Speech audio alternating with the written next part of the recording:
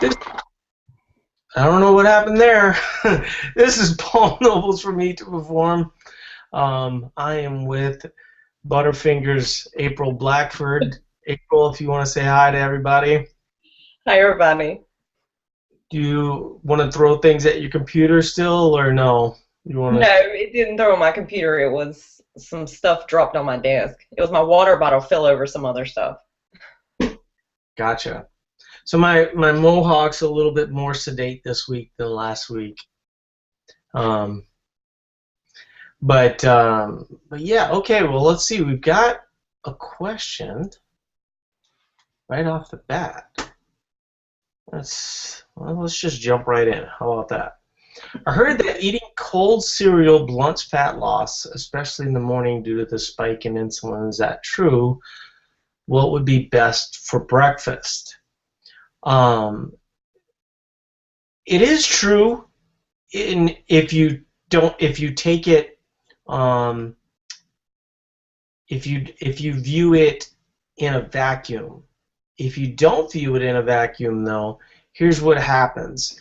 Um, Using your insulin basically is something that sends a signal to the rest of your body that, hey, insulin is kind of working. So, as an example, type 2 diabetics, right?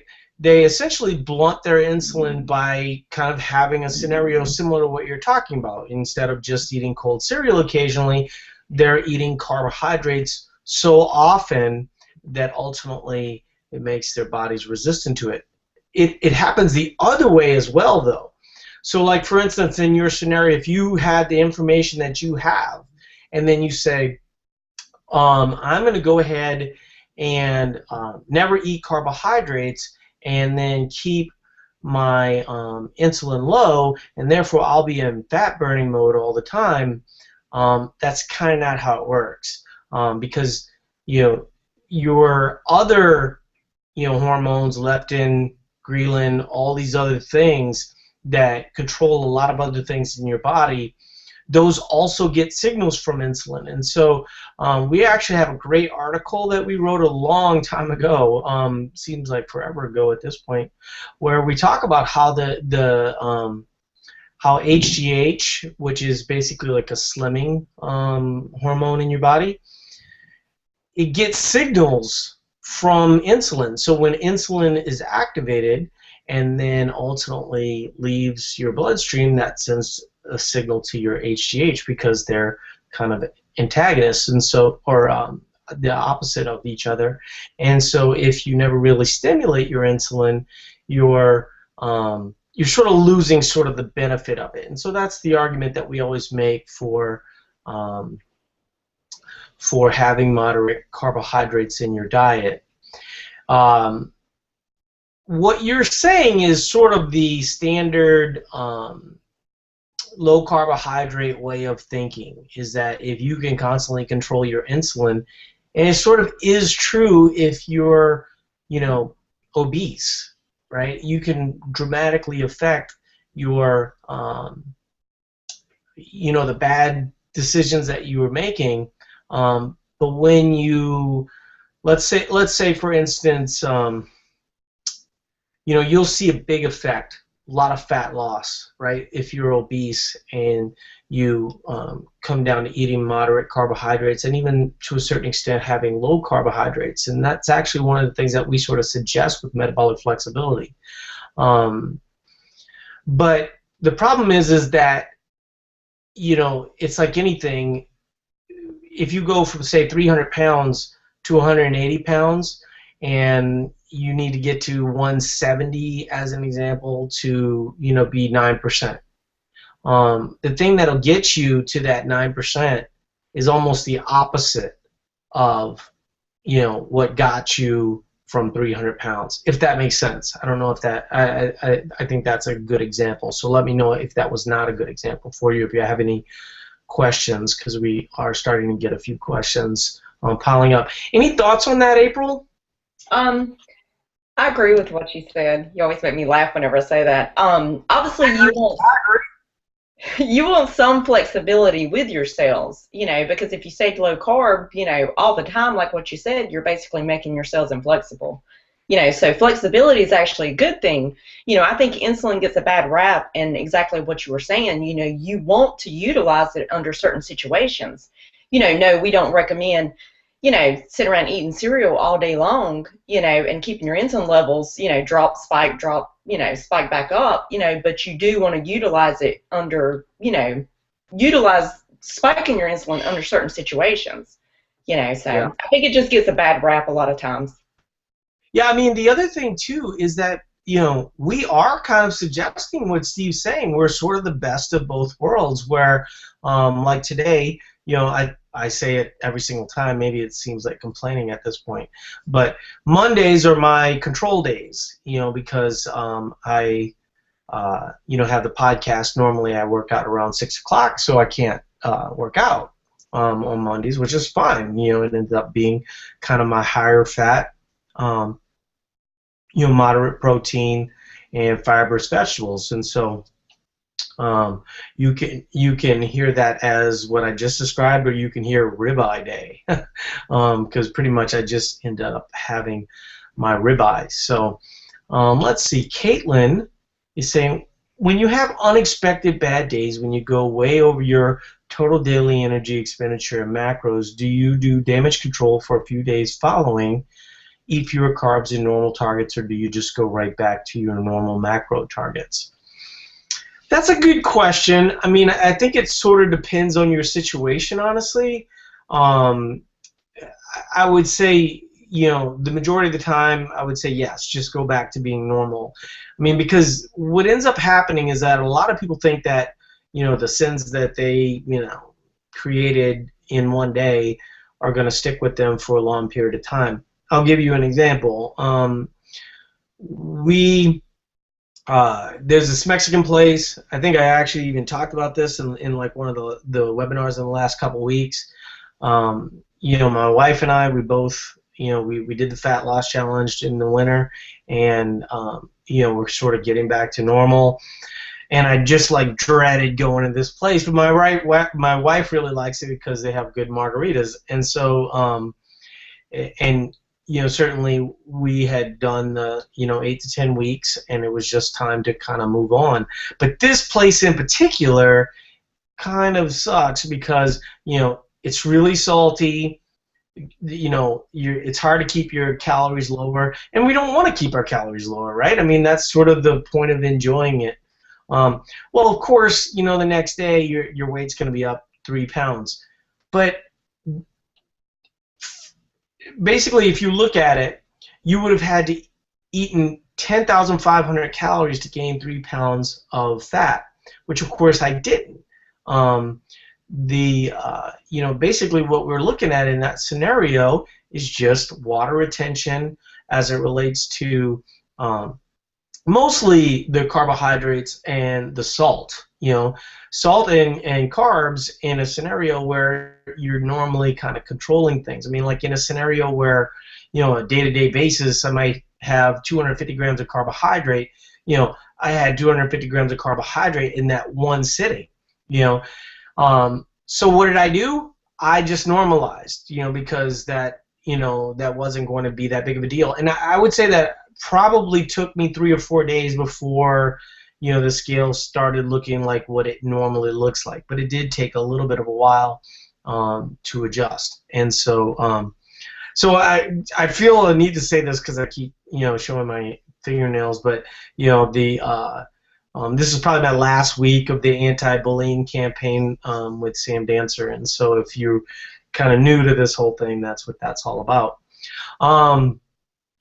Now, let me give you the scenario where you would be a little bit more conscious, especially early on. One of the things that we always kind of, the thing that I think people get really scared about early on is eating more and then having like a scenario like you're talking about. At that point, I might have like 2 control days back to back. So like I'm talking mostly fats, fibrous vegetables, protein, but also lower calorie. One of the things that I think people sort of mistake When you take away the carbohydrates, you don't just add fats to replace those carbohydrates, because essentially you're at a net equal.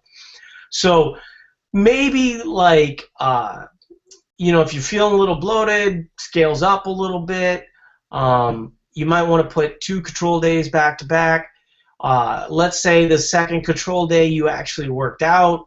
I would probably do something like, 0.66, like 2/3 of the weights that you normally would do, and then have more of your like a control, more of a cardio type workout, if that makes sense. And that should sort of get those nutrients, because what you're really trying to do is get those nutrients into the cell, processed out of your body, using it as energy, excrete it. I mean, just lots of different ways. And so I hope that makes sense. So now April's going to tell you, don't sweat it, it's no big deal. Okay, go ahead. I actually had this exact conversation with a Eat to Perform coaching client earlier. My opinions, depending upon the person's background and their caloric standpoint before, basically I do feel that you should not overcompensate, and obviously I think that it instills negative behavior with food and so forth. But basically, go beast to workout the next day. Maybe go for a long walk. Obviously, if you ate to the point where you still feel full the next day, don't eat the food the next day just to eat it. If you feel full, then don't eat. But don't try to overcompensate, because your weekly average is more important than one single day. So if you have one bad day out of 7, the other 6 are pretty much going to average out where your week is good. So. Yeah, like in my scenario, weekly, we'll go out for pizza for date night. Pizza's naturally salty. It's going to be higher calories. I mean, even we have like a small pizza. We split it, and it's still like 1,000 calories. Not to mention like the salad and things of that nature. But it's really the salt that's the big culprit. And what's interesting is that people go, "Oh my goodness, I try to keep salt out of the equation." If you're eating mostly whole foods, salt is usually not a problem for you. So I would not be overly worried about it. But for today, as an example, I was thinking to myself, kind of a nice day. It's Minnesota, starting to warm up. Might be nice to go out for a little jog. So I went out for a little jog. It wasn't like particularly strenuous, and I would say the last 2/3 were a walk. Where I was mostly walking. Because I wasn't trying to get exercise. I was just trying to enjoy being outside. And I started thinking to myself, because my it's first runs of the season, so my ankles feel a little something, my shins feel a little something, and I just started thinking to myself, I'm just doing this to enjoy myself. Why wouldn't I just walk the rest of the way? And that's what I did, And so I think that, one of the things that we talk about a lot, but hasn't really been coming up a lot lately, is the fact that it's a lot of this working out to earn food that kind of becomes a negative. And I think one of the biggest gifts you'll ever be able to give to yourself, Caitlin, is to kind of understand the ebbs and flows. The other thing that I do have to say, and I think April will probably agree with me on this one, it's very different for men and women. For instance, with my wife, all throughout the winter challenge, I mean, if I had a control day, the scale would be down. If she had a control day, who knows, but she just basically had to trust the process, sort of like what April was saying. She just stuck with the averages, and it ultimately worked out for her.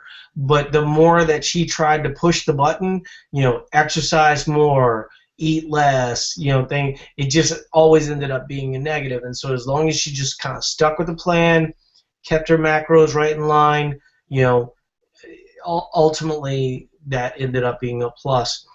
The other thing that's kind of coming up a lot in the social group, and I think it probably comes up a lot in the forums, is people go, I'm not losing fat, I'm not losing fat. And then, we'll say, well, what were you eating? I was eating 1,300 calories. What are you eating now? I'm eating 2,400 calories. Are you gaining any weight? No, I'm not gaining any weight. So wait a second, you were eating 1,300 calories, or maybe they gained 2 or 3 pounds. You were eating 1,300 calories before. You are eating 2,400 calories now. You feel better. A lot of people report looking better. A lot of people, all this other type of stuff, and they get sort of focused on the wrong things. But then what ultimately ends up happening is we're not suggesting that you would just stay at 2,400 calories for the rest of your life and that magically you're going to look like a supermodel afterwards. There's going to be periods of, short focused fat loss, but those periods of focused fat loss have to happen after you get to 2,400. You can't go from 1,300 to 1,000 to, well, you could certainly do all that, and then that just leads to more problems and ultimately isn't going to be the long-term answer that you're looking for. I mean, I used to be so against before and after because I didn't want each form to be viewed as a quick fat loss type of scenario, even though a lot of people do see really good gains in a very short period of time, and we ultimately succumbed to that because we wanted people to realize, like, hey, this is a real healthy approach to the way you should be eating. But the thought process with focused fat loss over time is that you allow yourself some flexibility, and so I wouldn't be overly concerned, I guess, is the long story short. I did lose a little bit of track of thought there, but I would not be overly concerned about it. Any thoughts before we move on, April? Obviously, I couldn't agree any more about just the direct focus of fat loss. I think a lot of times if you focus more on performance and, changing your body composition that way, a lot of times the fat loss will come gradually and you're able to enjoy it. And also like to kind of give the reminder, like what you were saying, when someone's coming from such a low calorie background, there is no magic of, you start eating 2,400 calories and 2 weeks later, the fat's going to start melting off. There is no magic in that. That doesn't happen like that. We talked about it before. You got to fill the bathtub back up, let the water warm up before we start letting it out. Because I love that. I mean, I wish we could put that everywhere because I think that is the perfect metaphor for what needs to happen for most people. I was talking to someone who she's complaining about, I've been eating for 3 months and, I haven't really seen any results and it's so frustrating. And, she's sort of like, she said this at 2 months and said this at 1 month. And, it's like, and then, I started to ask for more details, and the details really started to get like brutal, but the main detail was that the person lost 100 pounds, right? And all she can think about is not that she accomplished this great goal, but all she can think about is trying to get to an imaginary finish line that she's already crossed. The simple fact of the matter is, and like I said to her, and I actually posted this in the forums this morning, or not in the forums, but in the social group, I said, at this point, you're just polishing the gem that you've created, and I think that that's a real powerful thing for people to listen to and to hear, because I know I struggle with that myself. I mean, one of the things that she said to me, she's like, I just hate the fat below my navel. And I said to her, so do I, so does everybody. I mean, at 9%, there's a picture, of me and my story, where I was 9% and my ribs are, you can see my ribs and, all this other type of stuff. I'm going to tell you, when I sat down, I had fat. I could feel fat, and I did think of that, and I was subconscious of that. And so, the one thing that I always hear from people is, man, if I could only get to 25%, I would sure feel happy. You need to feel happy now, because the way that you weigh should not control your happiness. And I think that is actually somewhat concerning when you tie your happiness to a body fat percentage. And I can tell you personally that I feel much more comfortable at 13 to 15%. Now, I'm not going to lie to you. I'm trying to build muscle, and if I end up getting down to 10, 12%, I'm sure everything would look a little bit better in the mirror. But like I said, in my post in the social group, I might have one of those funny mirrors because I always like the way I look. I don't really have like this, overwhelming self-judgment and things of this nature. And I think that's actually one of the reasons why I've been so successful all along, is because there's kind of this base of love. I mean, it sounds kind of weird and corny, but there is like this caring for myself that won't allow me to talk negative messages. And I think that those negative messages, I wouldn't allow that from somebody else in my life. And I'm certainly not going to allow that for myself. And I think we all need to hear that. And I think that what I said to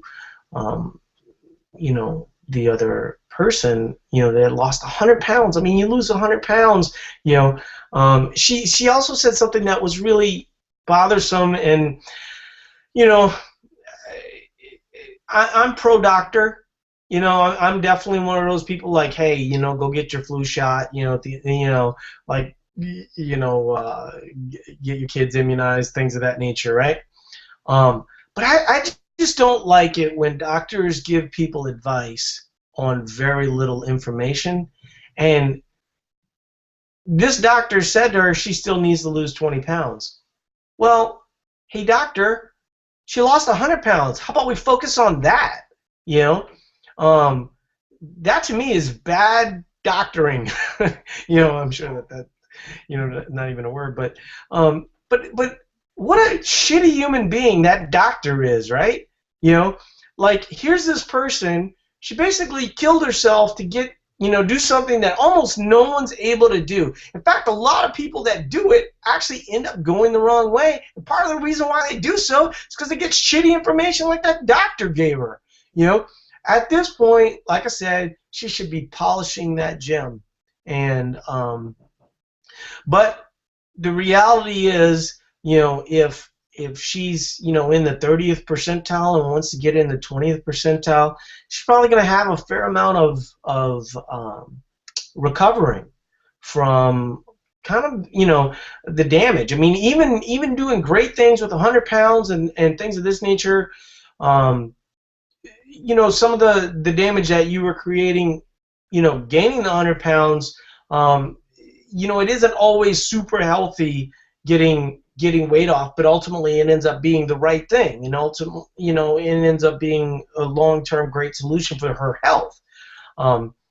But getting that metabolism kicked back up, making muscle a priority, all these other types of things, I mean, for anybody to say to me at that point, it's 3 months, I can't believe I haven't, experienced extreme fat loss. It's like, well, you never signed up for extreme fat loss. And if you think you signed up for extreme fat loss, I have a checkbook and I'm willing to write that check to every single person, because we tell people constantly that this is the next level. This is, this is what your life should look like. And when somebody says it's not a diet, it's a lifestyle, what they really mean is your ass is going to be under eating for a long time.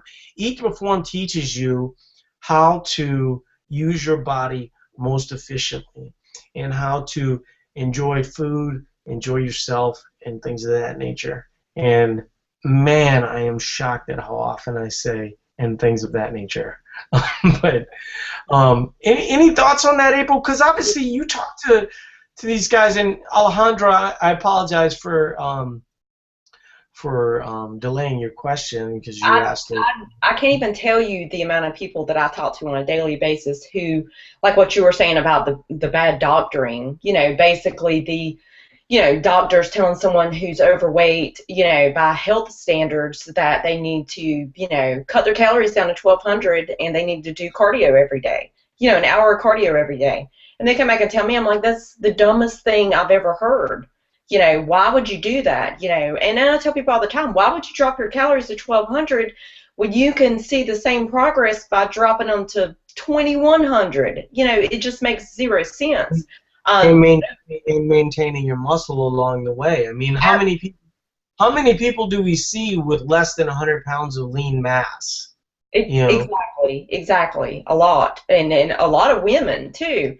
I was actually speaking with a female today who, her height to weight ratio is actually, she's underweight, and she was talking about the amount of body fat that she had. And she sent me a picture, and I actually, when I saw the picture, I needed to talk to her on the telephone because I told her she has spent the last 4 years chronic dieting, and I basically told her, you have dieted away any muscle that you had, which gives you the illusion that you're fatter. You look fatter because you have eaten, extreme low calories for so long. Because it was the reasoning that she stated that, I just don't understand. I've continued to work out and I've continued to reduce my calories and staying on track with reducing my calories, but I seem to be getting fatter. I was like, bingo, that's your problem. You are. I mean, it's so amazing that, like, with all the evidence in the world, people still take that hammer out and keep hammering. It's like the most amazing thing. And I mean, when women talk about the fact that they have a slow metabolism, first of all, women don't carry near as much muscle as men. Okay, so that's going to hurt your metabolism.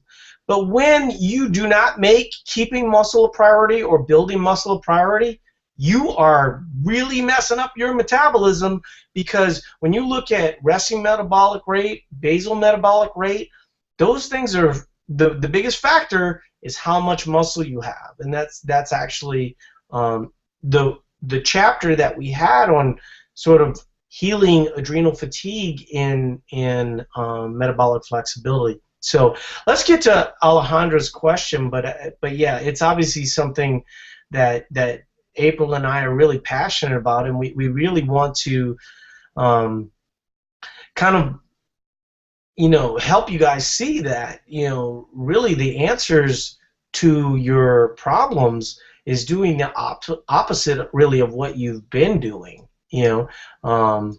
And so let me see if she had kind of a long question here. So, hello, so nice being here. Was so busy, but still training, of course. My workouts are different since I started ETP, more strength, lifting, but it is true that cardio at the end helps burn fat. I used to do only some HIIT, 15 to 20, some light jump rope. I noticed when I hit hard, fat melts, but now I'm worried losing mass or muscle. What is your recommendation to get rid of that last fat layer on the belly?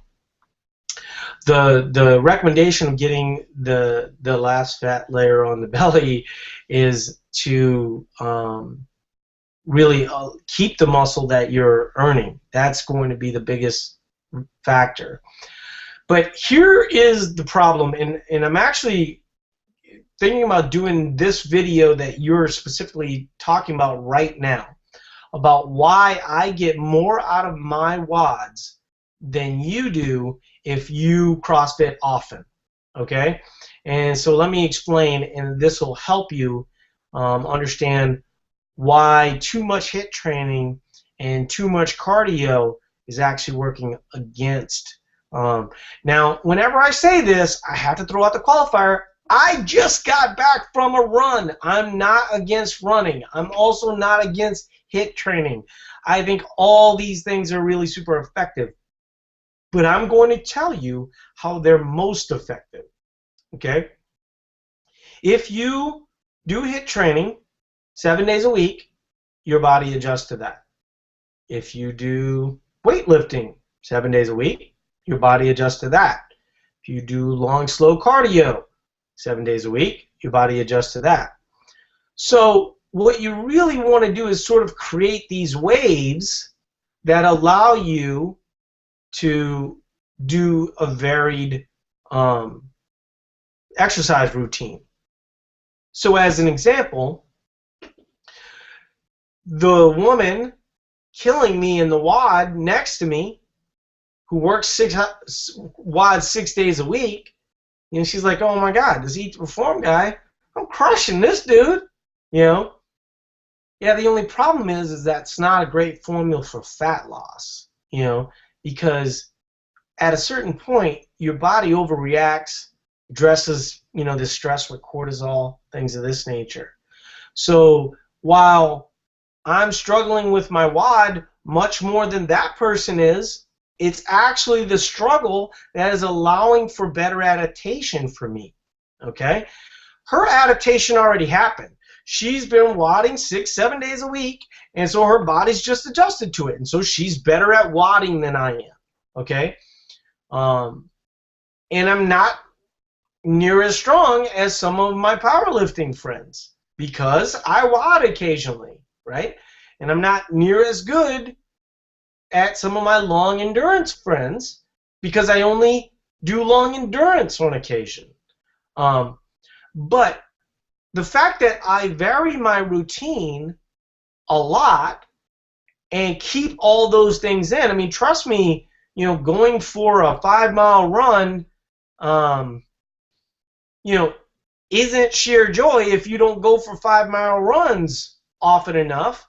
But it is one of the things that will allow for better adaptation. And I think most importantly from what you're saying is that if you have extra fat, it's this kind of routine that will allow for better work capacity. Now, if I was younger, you know, I might be able to run in the morning, lift weights in the afternoon. This is basically how every CrossFit Games athlete trains. You know, they train 3-4 hours a day. You know, most of them are young, or even if they're older, they've developed, you know, great work capacity over time. To be completely honest with you, I'm just working out, you know. But the part that we're not having a discussion about at this point is kind of using that periodic, you know, fat loss, right?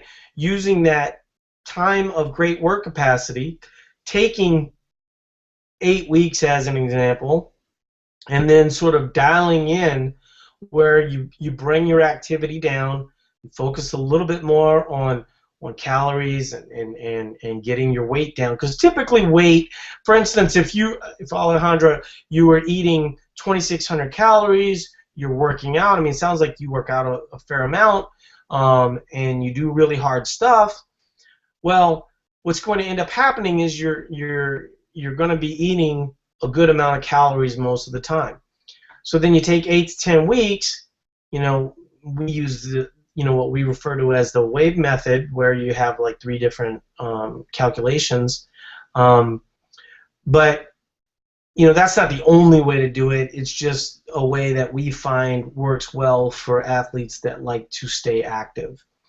But the answer to the last fat layer on the belly is, you know, some level of just dialing it in. And you'll have to, at periods, make work capacity, you know, your goal, and at periods make fat loss your goal. And if you're already lean, you might have to make work capacity your goal for 6 months to a year, and then only have an 8-week dieting cycle. And maybe after, you know, if you're, say, 18% as a female, you know, and your goal for some strange reason is to get to 15% as a female, which I'm not going to make any judgment on, but the best way for you to get there would be to say, okay, I can be patient, I'm willing to you know, to build a little bit of muscle the majority of the time, and I'm willing to take 2 to 3 years to do that. And that's going to be the best formula. When you look at the best athletes that we work with that have the lowest body fat percentage, it's really their work capacity that's the driver. We almost never have to talk to them about food. In fact, the only conversations we ever have with them related to food, these really super lean people, is constantly increasing. We have to constantly warn them to keep increasing, because otherwise their body views their muscle as an energy source. And so that's something we always keep an eye on. And a lot of the time, we'll get people to lose weight, lose fat, by lowering their fats on these, focused fat loss periods of 8 to 10 weeks. But it's the fats that you need to bring in later on that sometimes make a real big difference. Otherwise, you can end up, you can end up being too lean. For women, that might be a negative because they might miss periods, things of that nature. But also sometimes they'll get that skinny fat look, and so it's kind of hard to dial that in. I wouldn't necessarily focus on perfection though, because I think that that's going to be kind of a net negative. But a lot of people that have kind of that puffy look, like you're kind of describing, it's really because they don't allow for muscle building near as much as they should. And abs are muscles. And if you want your muscles to go to the top of your skin and pop out, you're going to need to feed them adequately and do an adequate amount of work. And that will make a difference. One of the things that we don't talk about enough, though, is, and this was actually one of the things in one of our recent articles where I talked about, it might not be your abs that's the problem. For a lot of people, developing their chest will pull abs tighter. Developing their lats will pull their abs tighter. Having a nice muscular back, will pull your abs tighter. And so a lot of the people focus on how can I spot lose this particular fat, and it's really the exact opposite of what you should be doing. So I know I'm kind of monopolizing the group here, April, but do you have any thoughts or suggestions? There's just so many things going through my mind as I'm answering these questions. If it's the same Alejandra that I know, my suggestion is that she needs to just focus on building muscle, because she's fairly lean. She's a small lady, and she's fairly lean, so I would suggest on basically trying to build as much muscle as she can. I wouldn't suggest adding in a whole ton of cardio, because I don't think that's basically going to make much sense for her. Yeah, I mean, but if she's going to do HIIT, and HIIT is fine, but you have to do it less. You can't do it more. If you do it more, your body's going to simply adjust to it, and it's going to tear down the muscle that you want to keep, that ultimately would show up as abs later on, right? I totally agree. I've actually seen some training setups where you would focus on lifting for a period of time, and then you end the session with 10 minutes of HIIT to essentially burn glycogen stores off. But I think the key is not pushing the envelope there, and I think it's so easy. A lot of times whenever I'm talking to people and they, they've ate an adequate amount of food and they're ready to focus on fat loss, on their off days, I do recommend, to take a walk, to get their NEAT activity up, because those extra steps matter. A lot of times, you can do, 10 minutes or so of HIIT, and it would be beneficial, but I usually am very leery to mention that because, it just opens the floodgates, in 10 minutes, people just don't know when to stop, and before you know it, 10 minutes turns into 60 minutes because they're thinking the more they do, the more fat they're going to burn, and then, they're basically gaining weight. Focus on fat, fat loss. One thing I will say to you, Alejandra, is that if you're going to do a finisher with HIIT training, like I said, you probably don't want to do it more than, say, 2-3 times a week. But I would do it on your heavy days, like the days that you're going to lift your max, because it uses a similar energy system. And so what I would do is I would do heavy deadlifts or heavy squats. And when I say heavy, I mean 80 to 85%. That would be the only time I would do HIIT as a as a finisher, and the reason why is because let's say that you did a hypertrophy session, and let's say that you were working out for an hour and a half, and you're feeling the blood flowing through your muscles, and you feel great, and you go to the bathroom, and you go down to your sports bra, and you're like, man, I am looking good today, but then you go into a HIIT session. Essentially what you're doing is breaking down all the further the muscle that you were sort of working to build, and so you want to have a happy medium there. And so really, if you're going to do HIIT on the day that you're lifting, you want it to be heavy and you want it to be lower reps. You don't want high rep sets. So I hope that's helpful.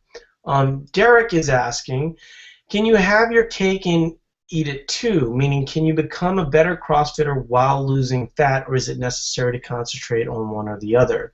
I don't think that you can. I think that the problem that you run into, Derek, is that you've already been doing it for a long time. And it's sort of interesting because,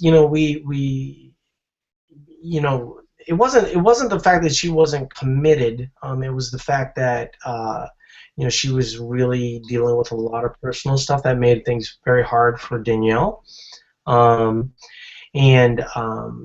it was those things that sort of messed with her and wanted her to stop, and she kept complaining that hey, I'm gonna lose my strength and all this other type of stuff, but the problem that you run into is you just need to lose weight, and it becomes really difficult to do. But here's the good news: try it. The one thing that I always suggest with people with the wave method is don't change anything. If you can lower your calories, as an example, as a net average, and so I kind of have a general idea. Let's say Derek is at 3,000 calories, right? And I think he is pretty close to 3,000 calories. So his top end calories would be something like 2,350. His middle calories would be 2,050, and then the low end would be 1,750. Well, what you'd like to be able to do is work out 5-6 days a week, stick to your normal routine. As long as you're seeing results, don't change it. But the problem that people run into is after that, 4th or 5th week, things start to really, really slow, and at that point, you need to, bring out the hammer a little bit. You have to be more on those, 2,050 and 1,750 days. And what's interesting about it is, I love this part. I love this part, that people don't want to do that, and people that came from a dieting background now don't want to go back to dieting. And you're right to not want to do so. You should have been living this way all along. And so I appreciate what you're saying, Derek. But let's be honest. In terms of being a really good CrossFitter, that ship has probably sailed for a lot of us. I think that if you can find a good spot to get at, because I think Derek's like 15%. He's pretty fit. But we're all still polishing the gym, right? We want to be able to get to, let's say, 12%, 10%.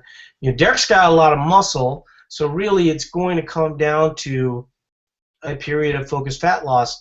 It's actually your muscle, Derek, that's going to make things difficult for you to get lean in the first place, because your body wants you to keep fed, to keep thriving, to keep all these different types of things. And so it's all these people that want to be like super lean, bodybuilders that are like 4 or 5%.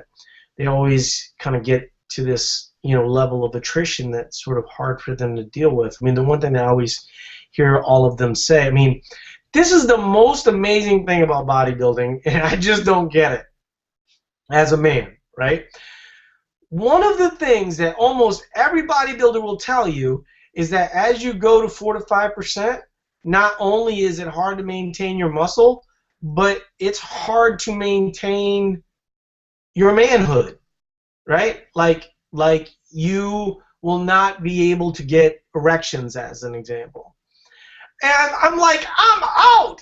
There is no way I would ever want to be that lean that it would actually cost me what makes me who I am. You know, I mean, like, that is a level of crazy that I just could never deal with. You know, and I do appreciate their commitment, and obviously, you know, like Spencer, Dr. Spencer, you know, who works with us, he did it. You know, he admitted that, you know, he had the problem, and once he added the food back in, that, you know, it was all good.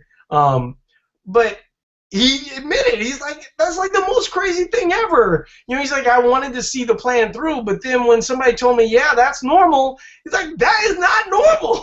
That is like the most abnormal shit ever.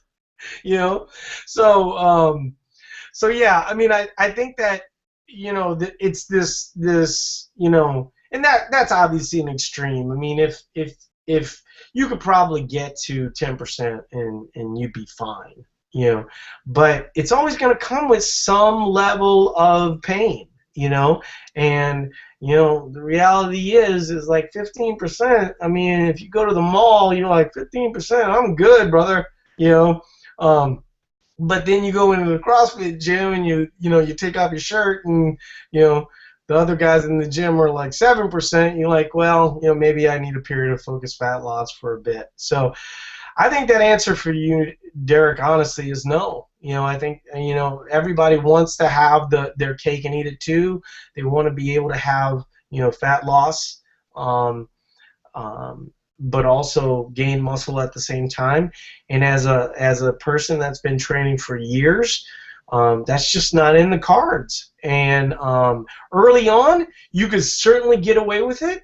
And I would highly suggest to every single person that's just starting off, like, the worst thing you can do is diet, because all the adaptations that come so easy at that point, you're just wasting if you're just focused on, you know, eating less food, because you're not going to allow for, you know, the adjustment to happen that is going to build that muscle, is going to lean you out, and things of that nature. But in case, you know, there I go saying it again. But in Derek's case, it is probably going to come down to some period of focused fat loss. So, sorry about the bad news, brother. So anyway, that is the last question for the day. Normally, we go a little bit long, so I'm going to take the opportunity to actually get done with this at a reasonable time. I appreciate everybody being here. April, did you have anything last that you wanted to say? I actually never really did give you a chance to say anything to Derek. That's okay. I understand. I'm accustomed to it. So no, I'm kidding. No, you can't have your cake and eat it too. Anytime, you know, like what you were saying, if you're unless you're new to training. That's what I just said. That's what I just said. Unless you're a newbie, you can have your cake and eat it too. But if you're not, you know, the goal should be to maintain your strength. You know, maintain. You might hit a PR here or there if you're lucky. You know, if you're lucky. But my goal is always maintain strength and, you know, get in and out of the cut and be done. Yeah. All right. Appreciate everybody being here, and we'll talk to you guys next week.